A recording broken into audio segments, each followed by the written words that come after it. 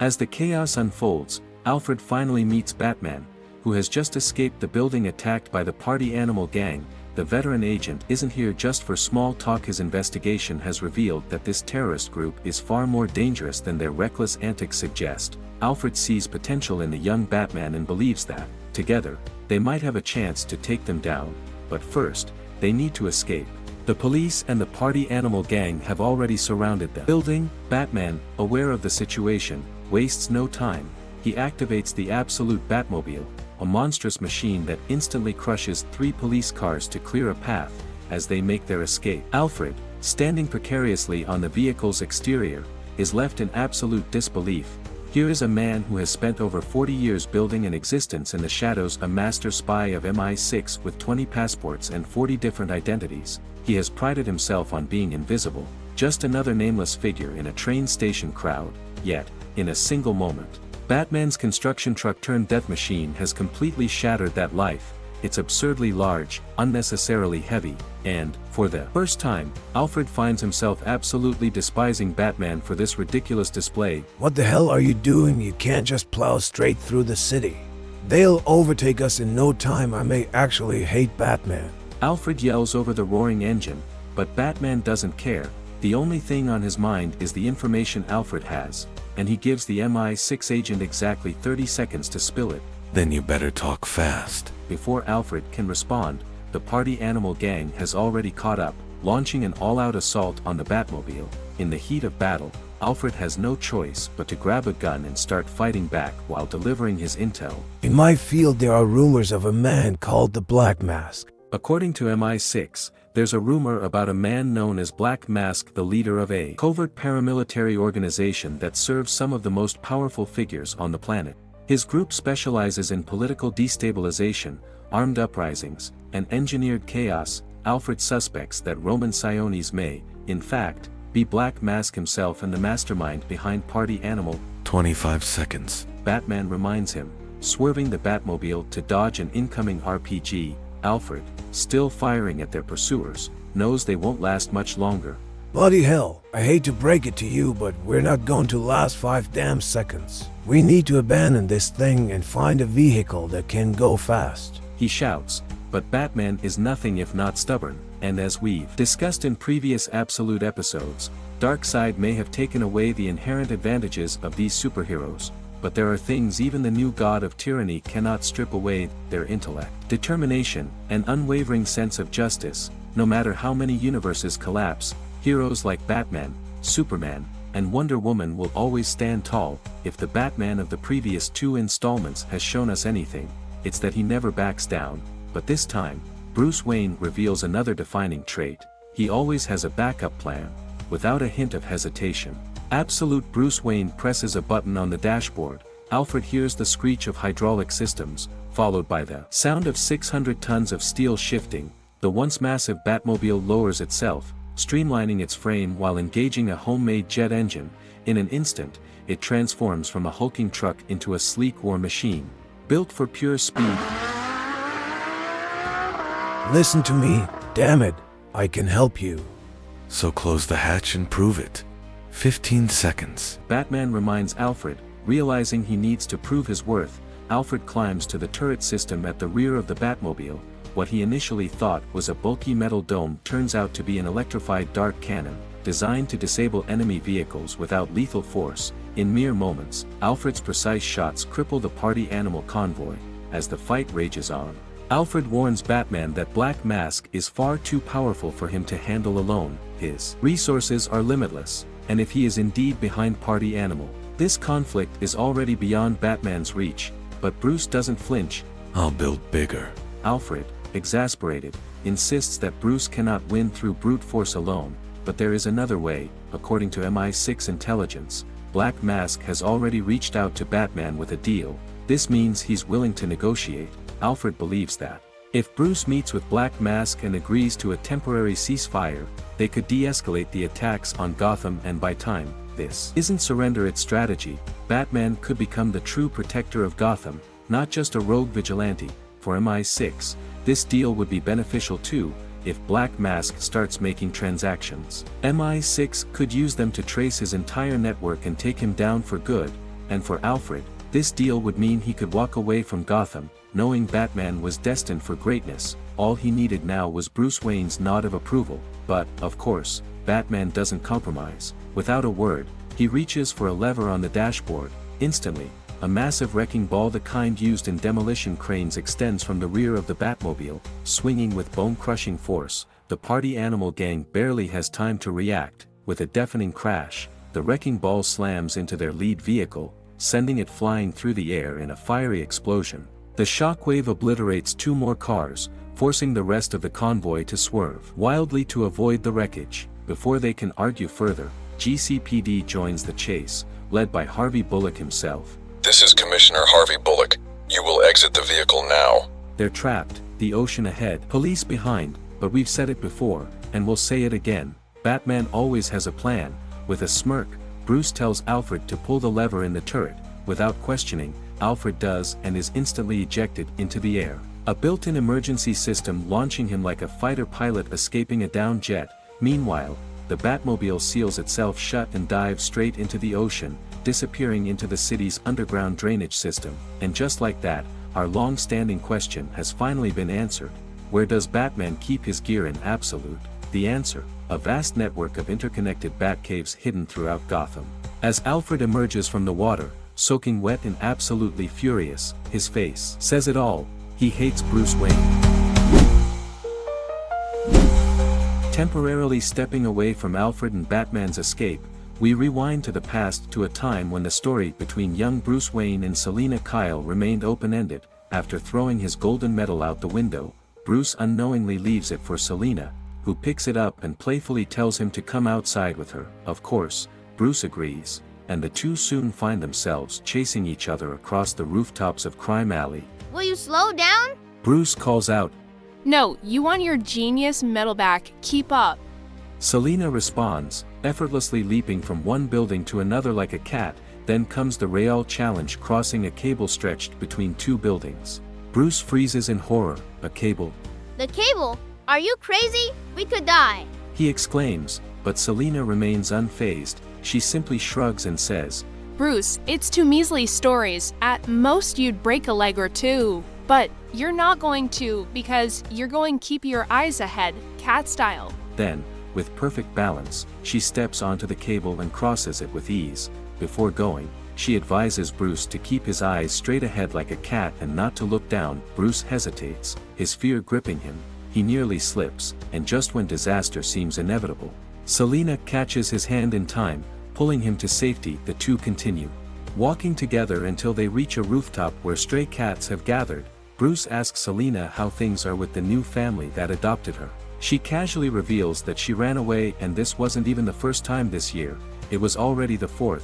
Feeling attached to her, Bruce offers to let her stay at Wayne Manor, saying that he and his mother would welcome her, but Selina rejects the idea outright and tells him not to ask again. They sneak into an alleyway and slip into a movie theater playing Zorro, the very movie Thomas Wayne had planned to take Bruce to see on the night he was murdered. Bruce watches for a while, but the painful memories won't let go of him. Overwhelmed, he wants to leave. Selina takes his hand, urging him to stay. She reminds him of their conversation about the lion at the zoo, that a lion could live comfortably and safely in its cage. But Thomas Wayne had said that such a life was meaningless. Bruce, in many ways, was like that lion. If he stayed in his safe, sheltered world forever, his life would lose its meaning. This was his chance to do something greater.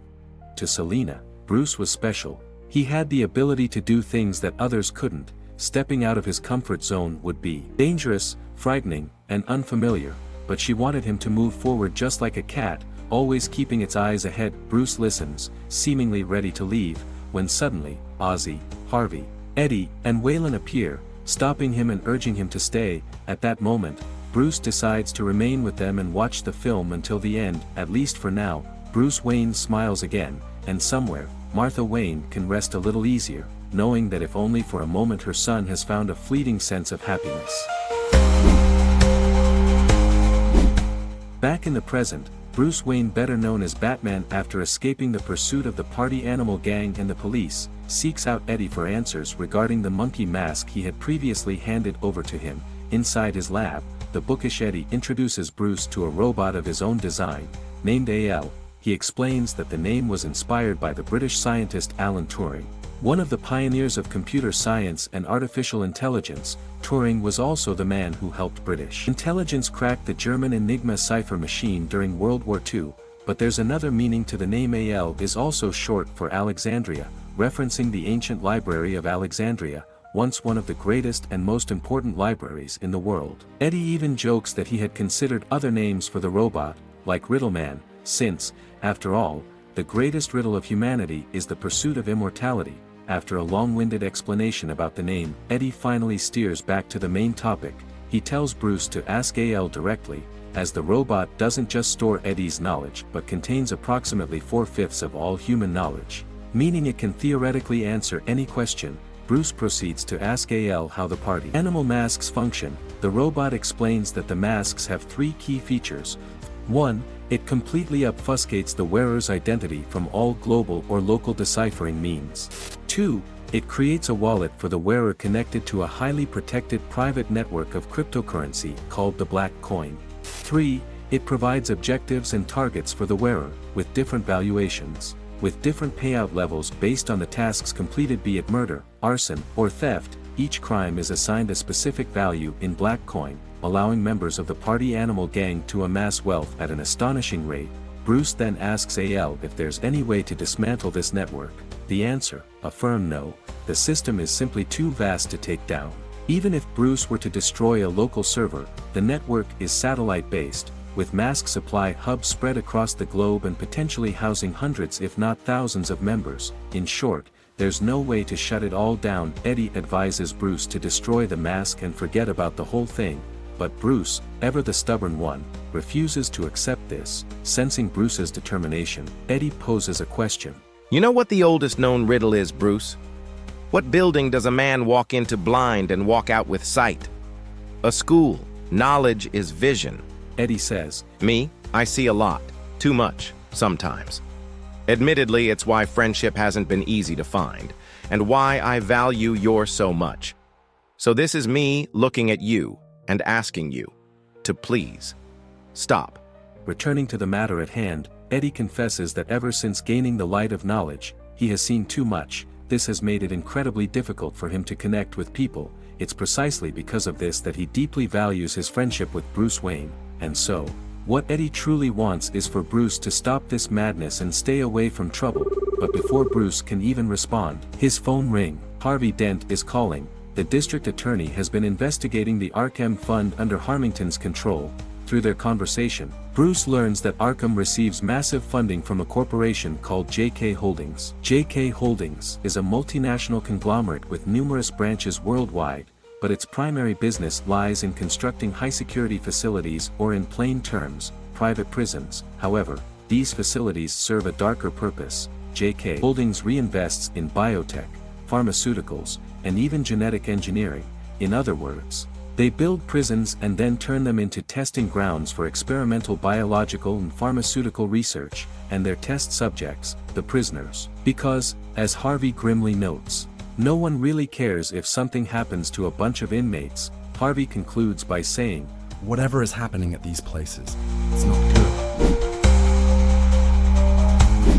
The story takes a dramatic turn as we shift to Black Mask's luxurious yacht, where Commissioner Harvey Bullock meets former Mayor Hamilton Hill at the villain's invitation. Hill is seeking Bullock's support in the upcoming mayoral election, but Bullock remains loyal to Gordon and refuses. In an effort to sway him, Hill introduces Bullock to Roman Sionis, who, at that very moment, is wrestling MMA champion Pippo Pabowski.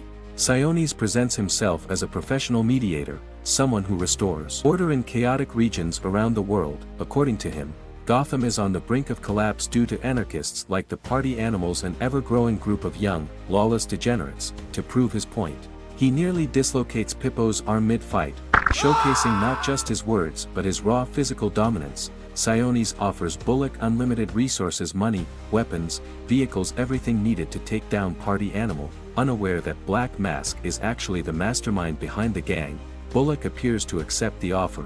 Meanwhile, Bruce Wayne continues his investigation into JK Holdings, uncovering a dark truth: this corporation operates secret prisons worldwide. Their facilities, known as ARC, span the globe. ARC A in Santa Prisca notably, the birthplace of Bane in the original timeline, Arc B in Russia, Arc C in China, and Arc M, the largest and most advanced currently under construction on an island off Gotham's coast. Through his binoculars, Bruce witnesses the massive prison complex, finally grasping the sheer scale of the operation he's up against. This revelation also reinforces why Darkseid dismissed Absolute Batman as mere small-scale chaos. Batman is simply one man, and what he's facing is not just a gang, but a worldwide system of corruption. Bruce later visits his mother, Martha Wayne, early in the morning, urging her to go into hiding until Gotham stabilizes. However, she shocks him with the news that she has accepted Gordon's offer to become the city's deputy mayor and will publicly announce it at a press conference that day.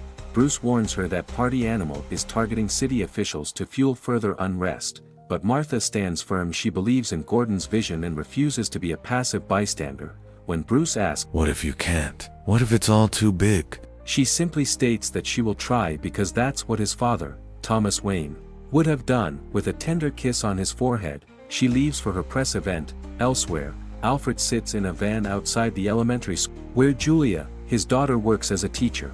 He watches over her from a distance before quietly driving away, unwilling to let her notice him. In that moment, Alfred hopes Bruce understands that no matter how skilled or brave he is, he cannot protect everyone. The only way to truly keep his loved ones safe is to accept this painful truth and choose his battles wisely. The city is against him, the entire world system is against him, and the sky above seems to be closing in. If Bruce doesn't act strategically, he risks falling deeper into the abyss. Meanwhile, the media continues to cover the escalating chaos caused by Party Animal, as Mayor Gordon remains hospitalized, urging citizens to stand together. His rival Harmington Hill seizes the opportunity to campaign aggressively. Confident in Gordon's decline, Hill boasts about how he will reclaim Gotham for the people. With Commissioner Bullock now backing him, Hill proposes a controversial change. On the anniversary of Gotham's infamous zoo shooting, the city will no longer light the memorial beacon. What's the point, he argues, of shining a bright light in the sky when the streets below are still drenched in the blood of innocent people? The next day, Batman contacts Roman Sionis using the monkey mask he obtained earlier. Black Mask makes an enticing offer, $200 million in exchange for Batman's temporary withdrawal. If he agrees, Party Animal will also ease up on Gotham's destruction. The sum is astronomical. With that money, Bruce could upgrade his technology, weapons, and vehicles, cementing himself as Gotham's ultimate protector. But at what cost? For the first time, Bruce finds himself in a moral struggle unlike any before. Should he compromise and step back to protect the innocent, including his mother, or should he refuse to give in, knowing that his inaction might allow deeper corruption to take hold? Ultimately, Bruce reluctantly accepts the deal. For 1 week, Batman will not intervene. What will Party Animal, J.K. Holdings, and Black Mask accomplish in that time? Only time will tell. But for now, Gotham has a fragile moment of peace, though at what price? We can only wait and see.